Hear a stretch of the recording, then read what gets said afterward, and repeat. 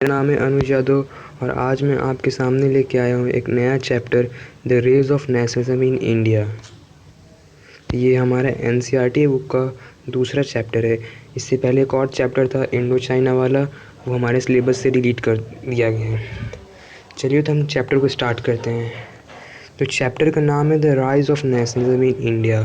Nationalism मतलब आपको पता ही होगा, नेशनलिज्म मतलब तो एक लव होता है, love feeling towards our nation, मतलब हमारे नेशन के प्रति हमारा प्यार, इसी को हम बोलते हैं नेशनलिज्म। इसमें हमारा बताया है cause of rise of nationalism in India, मतलब कि उसके कारण क्या थे इंडिया में नेशनलिज्म होने का। तो इसमें हमारा पहला पॉइंट है the economic exploitation of Indian. Economic exploitation यानी कि हमारी इकोनॉमी बहुत ख़राब हो गई थी, यानी कि पैसे वाली परिस्थितियाँ बहुत ख़राब हो गई थी। वेस्टर्न एजुकेशन एंड फ़िलासफ़ी, हमें सब कुछ अपना पूरा वेस्टर्न दिया जा रहा था।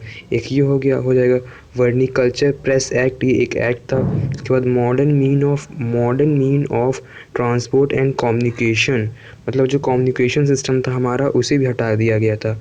और हमारा फिफ्थ पॉइंट है stabilize of the Indian National Congress, यानी कि इंडियन नेशनल कांग्रेस फॉर्म हुई थी, वो एक कारण था। और जो फोर्थ पॉइंट है हमारा ये modern means of transport and communication, यानी कि हमारा जो देश था उसमें हमारा जो कम्युनिकेशन सिस्टम था वो उसे वो लोग हार्म करने की कोशिश कर रहे थे, और जो हमारा ट्रांसपोर्ट सिस्टम था उसे बंद करवा रहे थे।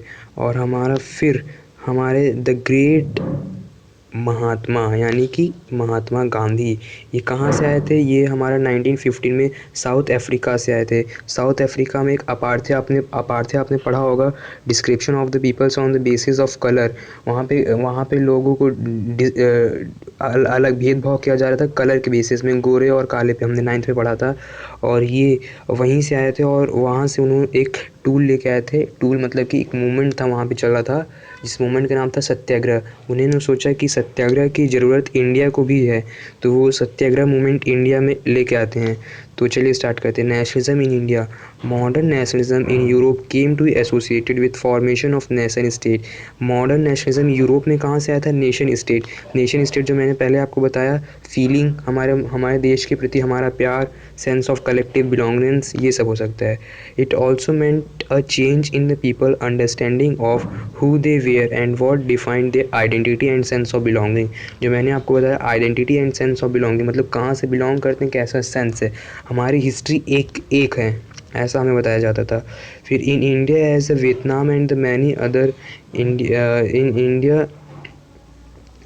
India and the Vietnam and the many other colonies, the growth of the modern nationalism.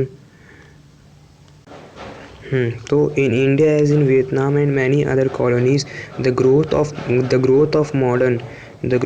modern nationalism is intimately connected to the anti-colonial movement.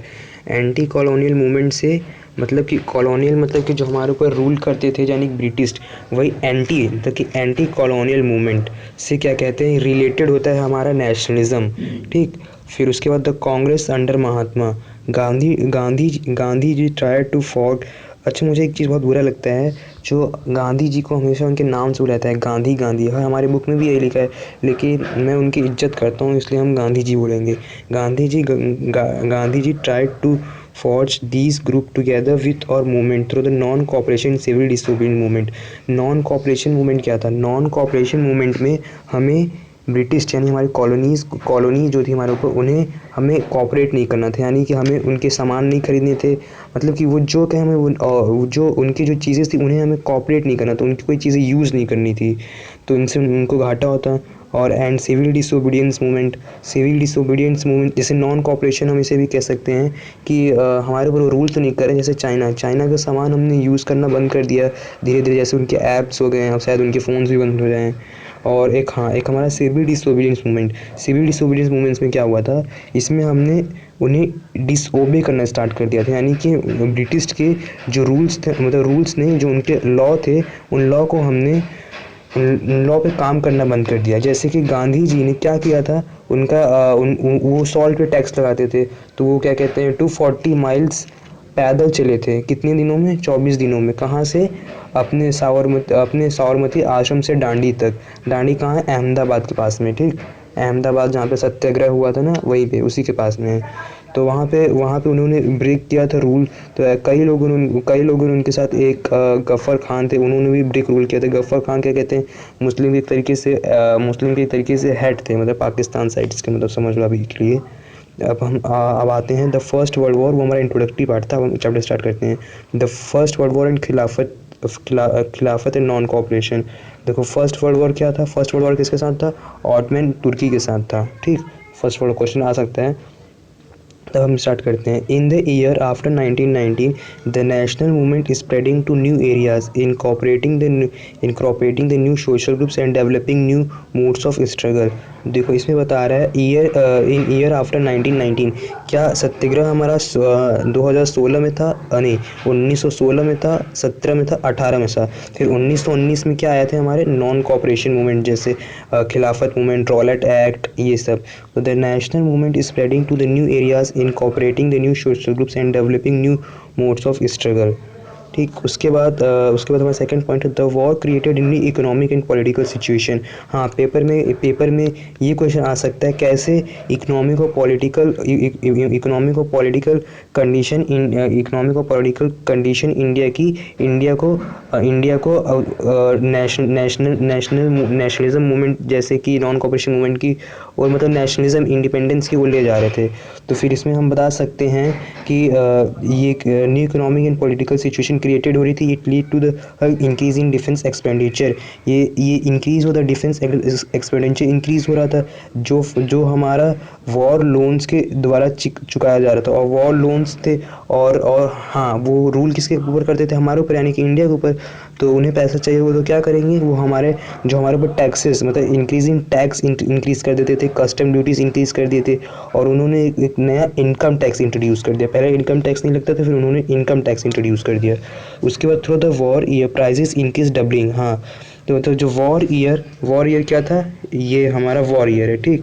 इसमें क्या कहते हैं, इसके बीच में उन्होंने एक्सट्रीम हार्ड, मतलब कि उन्होंने जो गुड्स की, मतलब समझ लो जो गुड्स हैं, एग्जांपल के तौर पे जो गुड्स जैसे कि गेहूँ हो गया, बाजरा हो गया, इन सब के ऊपर उन्होंने डबल टैक्स इंक्रीज़ कर दिया था, यानी टैक्स 2 गुना लगा दिया गया था, जो कि कॉमन पीपल नहीं यूज़ कर पा रहे थे। कॉमन पीपल मतलब उन्हें मतलब नहीं खरीद पा रहे थे। इसके बाद देन इन 1918 2021 क्रॉप्स फेल्ड हो गए। Parts of the India result in acute shortage of food.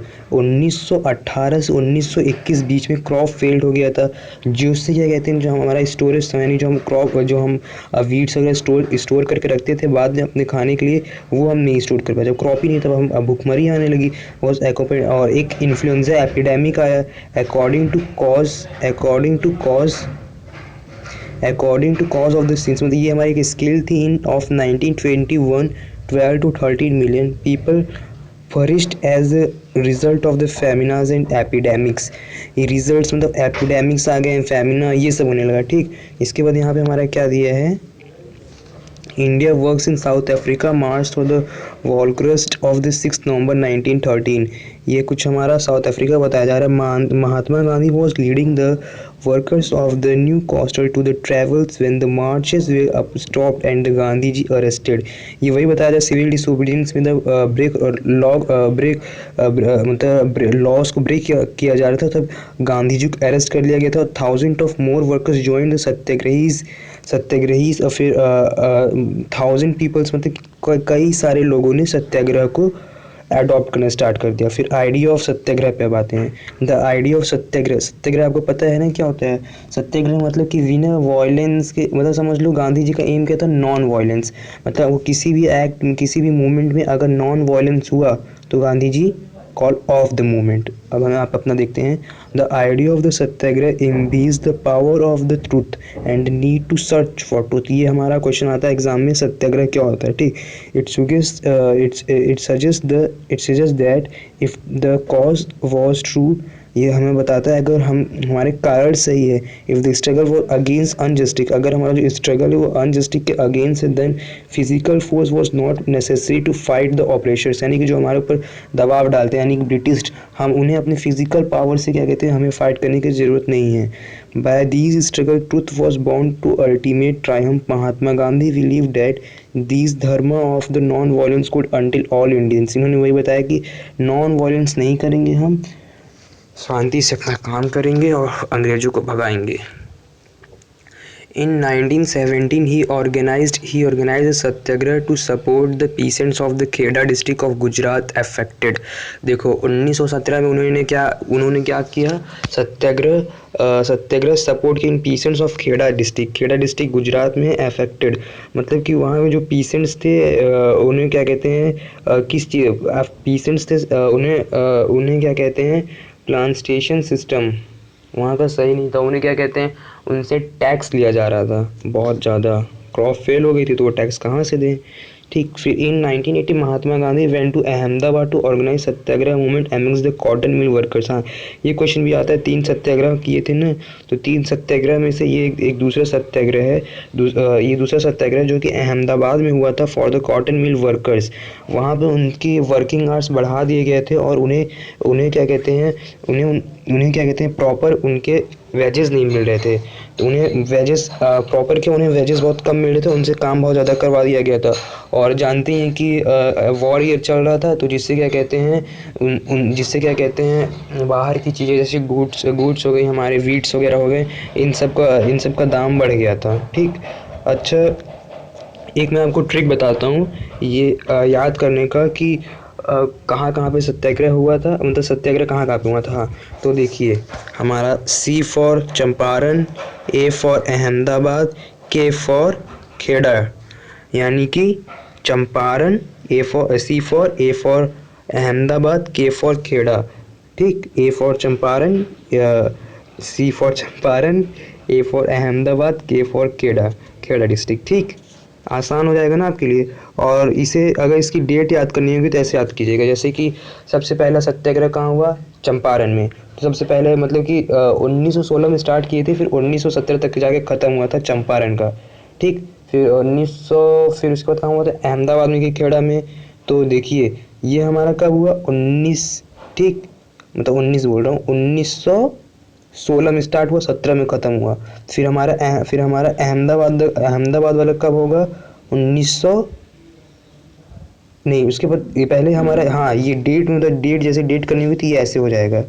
पहले ये हमारा केक वाला के C फॉर हमारा चंपारण, तो पहले चंपारण में हुआ, फिर दूसरे नंबर पे हमारा खेड़ा में हुआ, फिर तीसरे नंबर पे हमारा यहाँ अहमदाबाद में हुआ। इससे याद करना आपके लिए थोड़ा आसान हो जाएगा। डेट की प्रॉब्लम आती है वैसे, लेकिन ठीक है।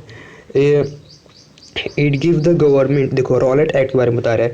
रॉलेट एक्ट जो था वो गवर्नमेंट को एनर्मस बहुत पावर दे रहा था to repress the political activities. हम कोई पॉलिटिकल एक्टिविटीज़ नहीं कर पाते थे, उन्हें दबाया जा रहा था। ये इन्हें मतलब कि इसमें क्या कहते हैं, पुलिस वगैरह को इतनी पावर दे दी गई थी कि कहीं जगह भी सर्च कर सकते थे और किसी को भी जेल में डाल सकते थे फॉर 2 ईयर्स। तो फिर महात्मा गांधी चाहते थे कि नॉन वायलेंस हो। उन्होंने क्या कहते हैं, non violence civil disobedience movement against the unjust law start किया, would start with hotel on 6 April. Local leaders were picked up for the Amritsar. जैसे कि आपको कुछ इंपॉर्टेंट कीवर्ड्स आएंगे, जैसे पिक्ड आ गया, ये हमारा रॉलेट एक्ट आ गया, ये सब हमारे बुक्स में दिए, तो आप इसे याद कर लीजिएगा। ठीक, और फिर यहाँ से स्टार्ट करते हैं। ऑन 10 अप्रैल द पुलिस इन अमृतसर, हाँ ये याद कर लीजिएगा। 10 अप्रैल को जो अमृतसर की पुलिस थी उन्होंने पीसफुल प्रोविंसेस पे, प्रोवैग वाइड्स पे अटैक कर दिया था। ठीक, अटैक कर दिया था, जिससे कि लोग बहुत गुस्सा आ गए थे, और फिर हाँ ये मार्शल लोग बहुत गुस्से में आ गए थे। तो इसके बाद फिर क्या हुआ, फिर एक मार्शल लॉ आया। ठीक, मार्शल लॉ सुनते ही हमारे दिमाग में आ जाना चाहिए, मार्शल लॉ मतलब Jallianwala Bagh. Jallianwala Bagh. Martial law was imposed and the general Dyer to command. Martial law में क्या होता है, जब पुलिस से हालात नहीं समझे जाते उस जगह की, तो फिर आर्मी के हाथ में पावर दे दी जाती है कि आप जाओ कैसे भी उन्हें शांत कराओ। ठीक, तो जनरल डायर ने क्या किया, एक हमारा जलियांवाला बाग था। उस जलियांवाला बाग में कई मतलब 1000 लोग आए थे बसंत का मेला सेलिब्रेट करने। उसमें से कुछ लोग आए थे, क्या कहते हैं, अगेंस्ट द रॉलेट एक्ट के बारे में कुछ अपने प्लान्स बनाने वहाँ पे इकट्ठे हुए थे। तो जनरल डायर ने क्या किया, वहाँ पे एंटर किया और एक लौता एग्जिट पॉइंट जो था उसे क्लोज कर पे, और वहाँ पे क्या कहते हैं फायरिंग करना स्टार्ट कर दी। इसमें कई लोग मारे गए, उसमें बूढ़े जवान बच्चे सब थे। तो ये उसने क्या कहते हैं कुछ ठीक नहीं किया था। तो इसके बाद फिर ऑन 13 अप्रैल, हाँ, और जलियांवाला कब हुआ था, 13 अप्रैल 1919। Jallianwala Bagh incident took place on the day a crowd of the villagers who had come to Amritsar to attend the fire gathered in the enclosed ground of the Jallianwala Bagh began from outside the city. They were unaware of the martial law that had been imposed. Dyer entered the area, देखिए Dyer entered the area and blocked the exit points को बंद करते हैं and opened fire on the crowd। जो वहाँ पे भीड़ मतलब जो भीड़ लगी थी, मेला सेलिब्रेट करने भीड़ तो लगी रहेगी, तो वहाँ पे फायर करते हैं, किलिंग हंड्रेड्स लोग मरे। ही डिक्लेयर अच्छा, एक ये क्वेश्चन पूछ सकता है कि उन्होंने जनरल डायर ने ऐसा क्यों किया, उन्होंने ओपन फायरिंग क्यों की एक इनक्लोज ग्राउंड में। तो इसका कारण होगा क्योंकि वो चाहते थे कि सत्याग्रहीज जो थे उनके उनके मन में एक भय बने ब्रिटिश के खिलाफ, वो डरे ब्रिटिश से। ठीक, तो इसके बाद जलियांवाला बाग के बाद हमारा खिलाफत मूवमेंट आया। Will the Rowlatt satyagraha had been wide spread movement. देखिए, अब रॉलेट सत्याग्रह में पहले तो ये बहुत पॉपुलर नहीं हो पाया, सिर्फ कहीं थोड़े बहुत टाउन्स में, थोड़े बहुत सिटीज़ में रह गया। ठीक, और इसके करने की वजह से यहाँ पे वायलेंस हो गया, और गांधी जी क्या चाहते थे, वायलेंस ना हो, तो हमारा कॉल ऑफ द मूवमेंट और मूवमेंट बंद हो गया। ठीक, फिर the first world war had ended with, हाँ, अब हमारा इसमें खिलाफत मूवमेंट क्या था, जो हमारा पहला वर्ल्ड वॉर था। पहला वर्ल्ड वॉर कौन लग रहे थे, ब्रिटिश लग रहे थे। ब्रिटिश किसके ऊपर रूल कर रहे थे, हमारे ऊपर। तो ब्रिटिश के ऊपर जो क्या कहते हैं, ब्रिटिश से जिससे लड़ाई हो रही थी वो हमारे दोस्त हो सकते हैं। तो फिर इसमें लिखा है the first world war had been ended with the defeat of the Ottoman Turkey. तो डिफीट एक खलीफास temporary power Khilafat community was formed in Bombay in March 1990। देखो, खलीफा एक इंसान था, खलीफा जो पूरे इस्लामिक धर्म का एक तरीके से कह सकते हैं राजा था, मतलब कि लीडर, एक तरीके से हम लीडर कह सकते हैं, एक तरीके से हम लीडर कर सकते हैं। ऑटमन तुर्की से हमारा फर्स्ट वर्ल्ड वॉर हुआ था ब्रिटिश का, और ऑटमन तुर्की हमारे हार गई थी, ऑटमन तुर्की हार गई थी। तो फिर गांधी जी ने सोचा कि क्यों न हम इनसे बात करें और मुस्लिम और हिंदूज़ को यूनाइट करके एक मूवमेंट चलाएं। तो फिर young generation of Muslim leaders like the Ali brothers, इन्हें मोहम्मद अली और शौकत अली को अली ब्रदर्स कहा जाता था, being discuss Mahatma Gandhi about the, ये देखिए ये यहाँ पे महात्मा गांधी के पास आते हैं इस इश्यू को लेके देखिए, मैं आपको पहले रीड करके बताता हूँ। began discussing with Mahatma Gandhi and about the possibilities of a unite mass action of the issue at Calcutta session of the Congress in September 1920। हर ये क्वेश्चन आ सकता है कि मोहम्मद अली और शौकत अली कहाँ पे आए थे, तो कलकत्ता सेशन में आए थे सितंबर 1920 में। ही convinced the other leaders to of the, कई लीडर्स को कन्वीनियंस करते हैं, अदर लीडर्स टू नीड, मतलब नॉन कॉपरेशन मूवमेंट की नीड के बारे में बताते हैं, एज वेल एज खलीफा और स्वराज को सपोर्ट करने के लिए कहते हैं। तो ये हमारा कुछ मैप है जो एग्ज़ाम में आ सकता है, जैसे कि ये देखिए हमारा यूरोप हो गया, अफ्रीका, और यहाँ पे अरेबिया, ये आप देख ही रहे, ये सब मतलब सब इम्पोर्टेंट है, याद कर लीजिएगा, पेपर में आ सकता है। फिर अब हम आगे बढ़ते हैं, वाई नॉन कॉपरेशन क्यों, थोड़ा सा यहाँ पे नोट्स बनाने में मिस्टेक हो गई है, तो माफ़ करिएगा। महात्मा गांधी, दिख नहीं रहा क्या लिखा, महात्मा गांधी छोड़िए आगे से पढ़ता हूँ। British rule was stabilise in India with the cooperation of Indians. Mahatma Gandhi कहते हैं जो कि ब्रिटिश रूल स्टेबलाइज हुआ था इंडिया में सिर्फ इसलिए क्योंकि हम उन्हें कॉपरेट कर रहे हैं, हम उनकी मदद कर रहे हैं, उनके सामान ले रहे हैं, उन्हें पैसा मिल रहा है तो हमारे देश में रहेंगे। And he survive only because of his cooperation, सिर्फ हमारे कॉपरेशन की वजह से यहाँ पे बचे हुए हैं। If India refuse to cooperate, अगर हम उन्हें कॉपरेट करना बंद कर दें तो British rule in India would collapse. जो ब्रिटिश रूल इंडिया में चल रहा है वो 1 साल के अंदर अंदर हट जाएगा। And Swaraj would come. Swaraj मतलब क्या होता है? स्वराज मतलब होता है हमारा फ्रीडम। स्वराज मतलब होता है हमारा फ्रीडम। ठीक, याद कर लीजिएगा स्वजम। ठीक, it should begin with the surrender of titles that the government awarded and a boycott of the civil services। अब इसमें क्या हुआ था देखिए, नॉन कॉपरेशन मूवमेंट में क्या हुआ था? बॉयकॉट हुआ था, बॉयकॉट हुआ था। बॉयकॉट के लिए एक क्या कहते हैं अलग से क्वेश्चन भी होता है, क्वेश्चन भी आता है 1 नंबर का आ जाता है, पूछते हैं व्हाट इज़ बॉयकॉट। ठीक, तो ये देखिए यहाँ पे लिखा है the refuse to deal the refuse to deal and associate with people or participate in activities or buy and use the things usually a form protest। मतलब इसमें बॉयकॉट मतलब कि इसमें उनकी चीज़ें रिफ्यूज़ कर दी जाती थी, उनकी चीज़ें नहीं ली जाती थी।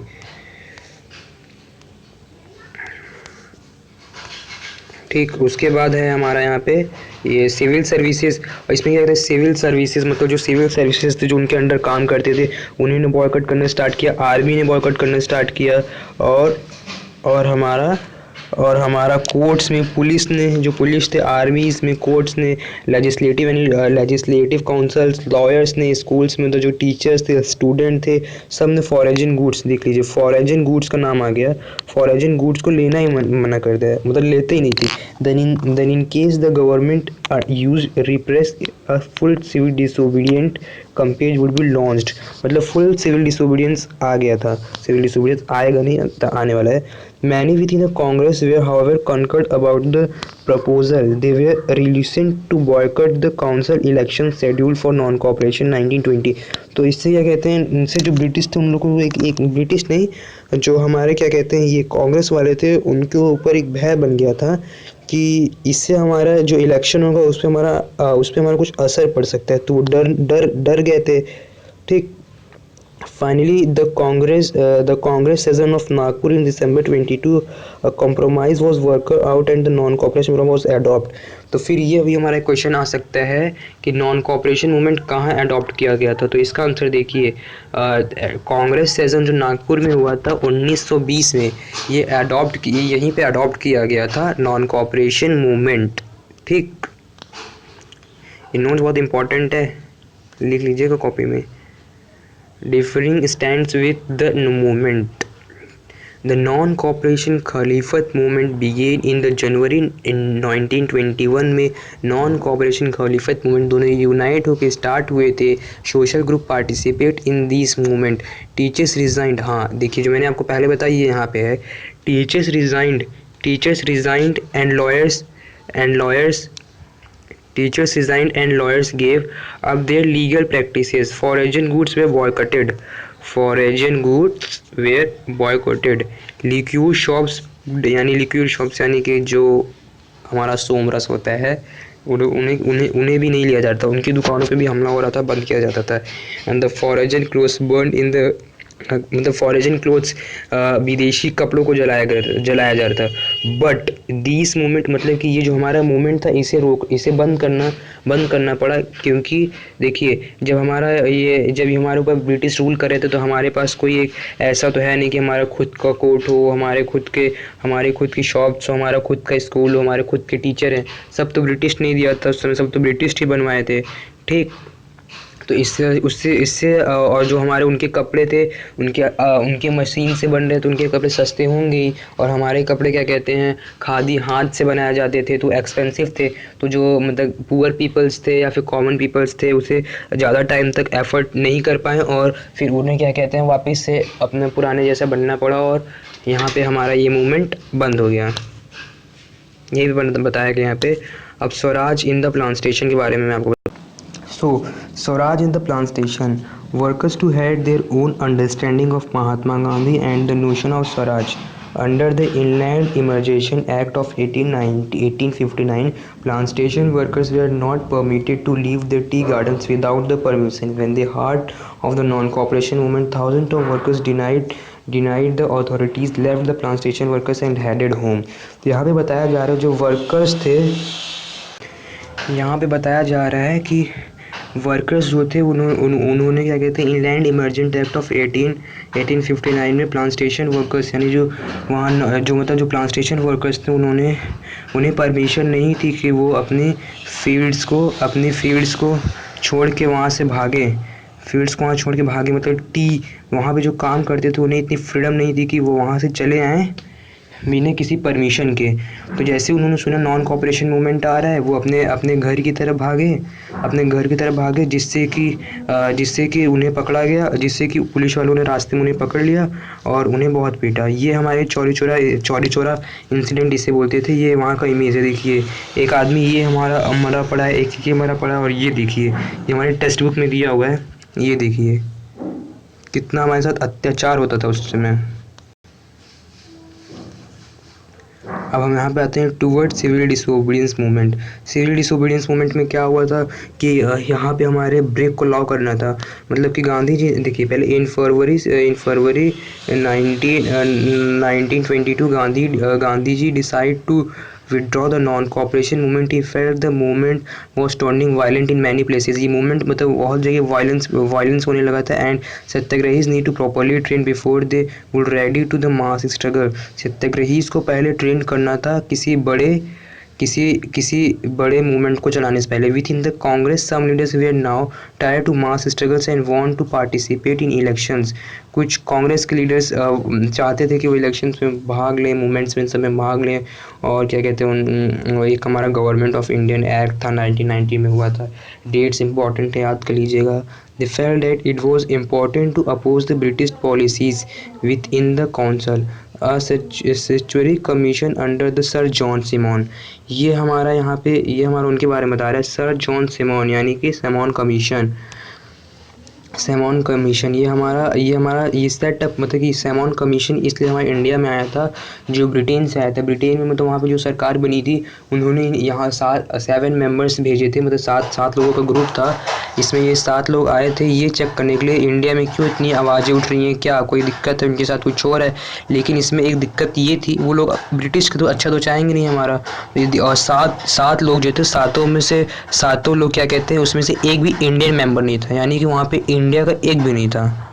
तो इसलिए क्या कहते हैं लोगों की ये मूवमेंट ये सेमोन कमीशन पसंद नहीं है और उन्होंने कहा कि हमें नहीं चाहिए। जैसे ही हमारा मुंबई में एंटर करता है तो सेमोन कमीशन को गो बैक सेमोन से, ब्लैक फ्लैग से और गो बैक सेमोन से क्या कहते हैं उन्हें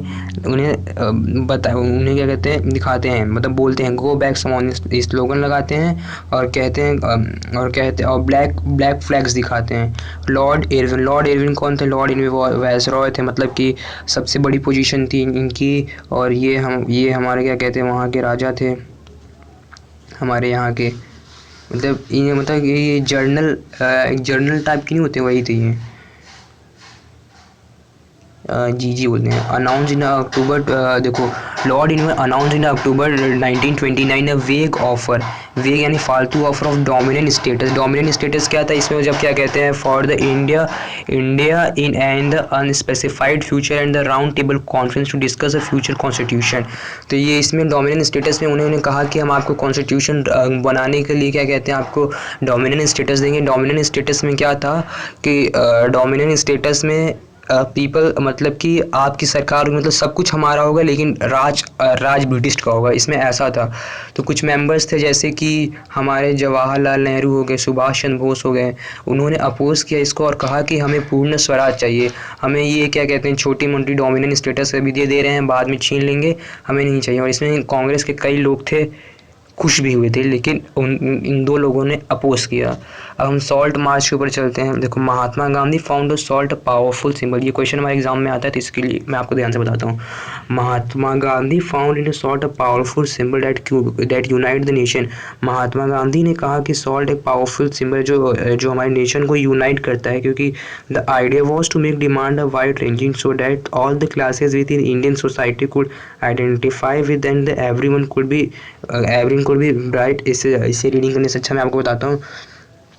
गांधी जी कहते हैं कि सॉल्ट सबकी नीड होती है, मतलब इसमें सॉल्ट पे टैक्स बहुत कम था, लेकिन फिर भी उन्होंने सॉल्ट को ही क्यों चुना, क्योंकि सॉल्ट पे जो हमारा टैक्स था सबसे कम था।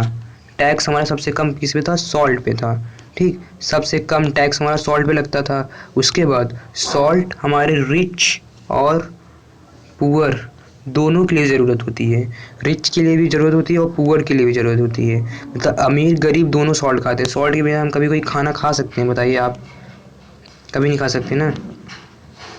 अब इसके बाद फिर हमारा ये दांडी मार्च में देखिए बता रहे हैं गुजरात यानी कि ये अहमदाबाद सूरत, इतना मतलब कि वो समझ लीजिए गांधी जी कितना पैदल चले थे? 240 माइल्स।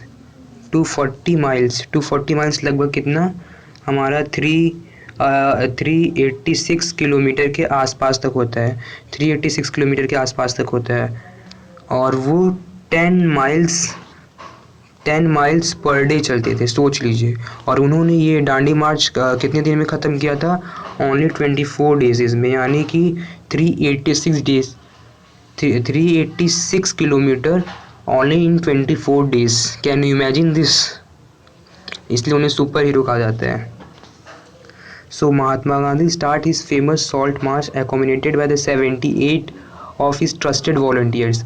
उन्होंने 78 ट्रस्टेड वॉलंटियर्स को चुना अपने साथ ले जाने के लिए। उन्होंने 78 वॉलंटियर्स को क्यों चुना? क्योंकि उन्होंने सिर्फ ऐसे लोगों को चुना था जो उनकी बराबरी कर सके, मतलब कि उनके बराबर तेज चल सके। ये एक फैक्ट है, सुनने में कई लोग हंसते भी हैं, लेकिन यही इसका सही आंसर है। ये एक फैक्ट है।